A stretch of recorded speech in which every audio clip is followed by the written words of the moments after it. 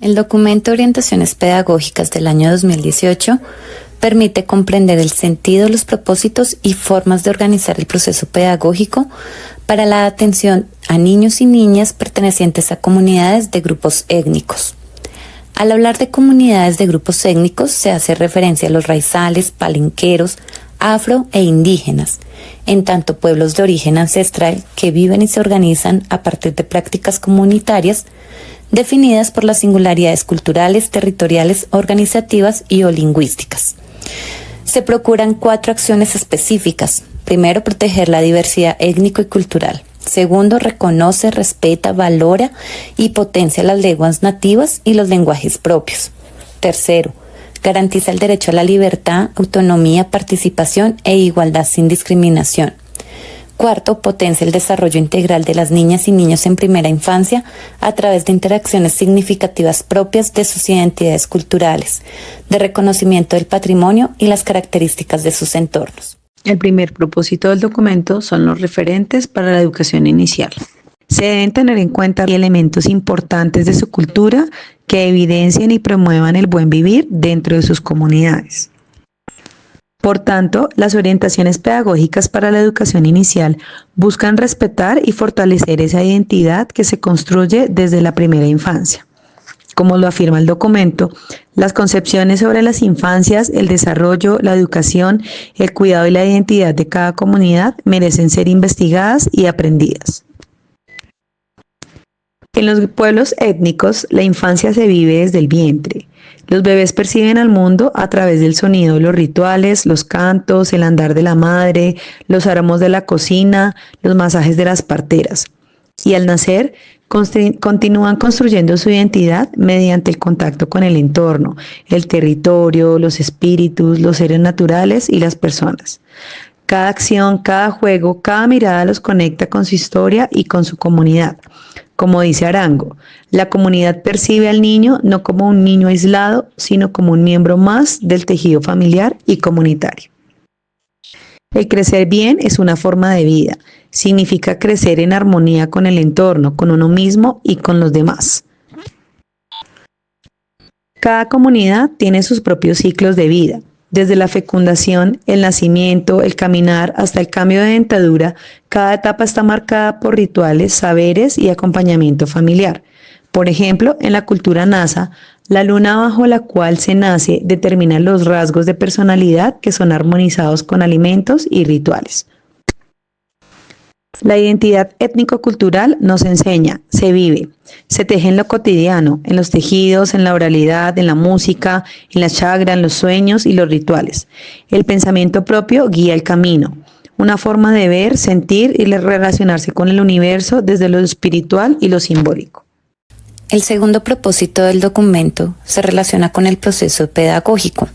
Los principios que se proponen frente a la práctica pedagógica son construcción de confianza, reconocimiento, respeto y valoración de la sabiduría ancestral, diálogo intercultural de saberes, participación, acción sin daño, construcción de paz y reconciliación, memoria.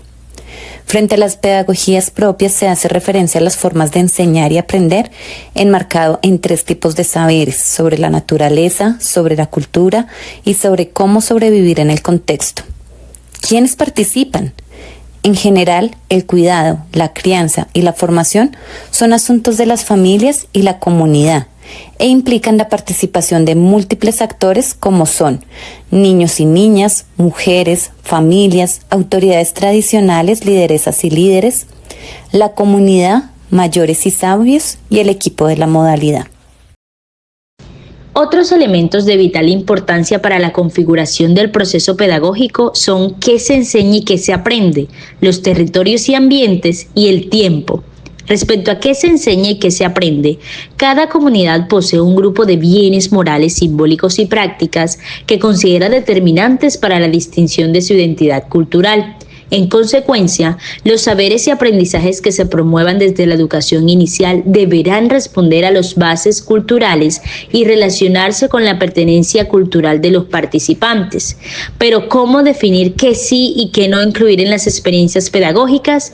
Partamos de 4 aspectos. Primero, la consulta de los referentes propios de las comunidades de grupos étnicos. Segundo, los marcos teóricos definidos por el país para la educación inicial. Tercero, los gustos e intereses no solo de los niños y las niñas, sino también de las mujeres gestantes. Y cuarto, los referentes de otras culturas y del contexto mayoritario, pues será la articulación de estos 4 aspectos lo que permitirá la garantía de procesos educativos equitativos e incluyentes. De acuerdo a los territorios y ambientes, desde que se está en el vientre y en los primeros meses de vida, el cuerpo propio y de la madre son los primeros territorios para las niñas y los niños. Posteriormente, interactúan con los espacios en los que se desarrolla la vida comunitaria. Es por ello que se debe tomar en cuenta no solo la geografía del lugar, sino la dimensión del cuerpo como fuente de aprendizaje. Finalmente, para estos grupos los tiempos son de vital importancia. Estos son marcados por fases de la luna, las estaciones del sol y por la naturaleza. A partir de estos pensamientos es que se deben organizar las prácticas educativas bajo el calendario ecológico natural si estos grupos lo tienen u otro referente del tiempo para la comunidad, cuya función será la de orientar y definir la intencionalidad del quehacer pedagógico. El Ministerio de Educación plantea 4 momentos para organizar la práctica pedagógica: indagar, proyectar, vivir la experiencia y valorar el proceso, articulados en un ciclo dinámico. En el momento de indagar, el educador y la comunidad se convierten en exploradores de su propio entorno. Es aquí donde se reconocen las necesidades, los intereses y los elementos culturales que alimentan el proceso pedagógico. La observación a toda la comunidad y la escucha activa permiten identificar prácticas cotidianas y saberes ancestrales que serán el punto de partida para el diseño de experiencias auténticas. Al proyectar, estas observaciones se transforman en propuestas concretas. Se piensa y estructura un conjunto de acciones, ambientes y actividades capaces de potenciar el disfrute, el desarrollo integral y el aprendizaje significativo. En el momento de vivir la experiencia, conduce a todos los participantes a aprender mediante el hacer y el sentir. En esta fase, el aula se expande. El campo, el río o la plaza comunal se convierten en aulas vivas donde el cuerpo, los sentidos y las emociones son protagonistas. Al final, valorar el proceso implica una reflexión permanente sobre el propio quehacer pedagógico, observar de nuevo, escuchar con atención y construir.